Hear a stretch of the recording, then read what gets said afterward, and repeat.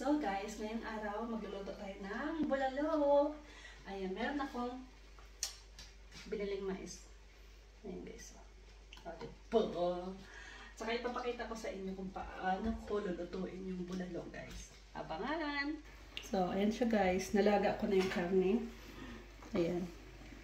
Malambot na siya. Mga 1 oras ko siya nilaga guys. Sobrang 1 oras yata yun. Malambot na siya. Ngayon, ilalagay natin itong mais guys.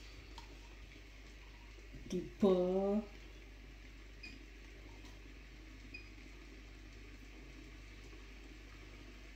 Okay. Sarap. So, ang isusunod natin mamaya guys, ito. Tapos, meron tayong ito ilalagay ko. Ano ba pangalan nito? Pak choy. Hindi ko alam kung anong pangalan. Basta yun na yun. Yan o. Okay. Hintayin na natin maluto yung mais. Tapos, isusunod natin yung gulay. So, ayan guys. Isusunod na natin itong beans. Ayan. Tapos, lagyan natin ng sili guys. Laki. Yellow. Lagyan natin ng sili. Yan lang kasing siling meron dito sa pindahan. Kaya, iyan ang nabili ko guys. Ayan, tingnan natin guys kung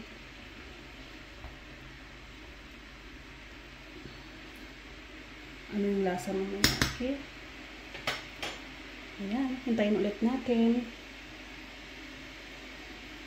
So, ayan guys, ilalagay na natin ito. Next na.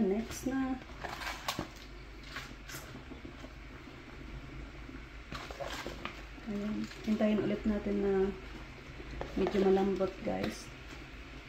Hala, puno na. Okay. So, ayan guys, malapit na maluto. Malapit na maluto guys. Lagyan natin ng konting asin pa.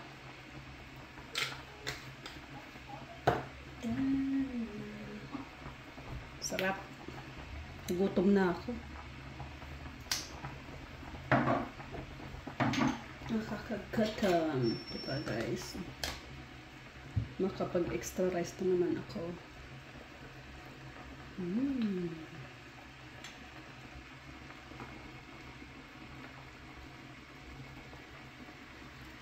So, konting-konti na lang at maluluto na ang ating bulalo.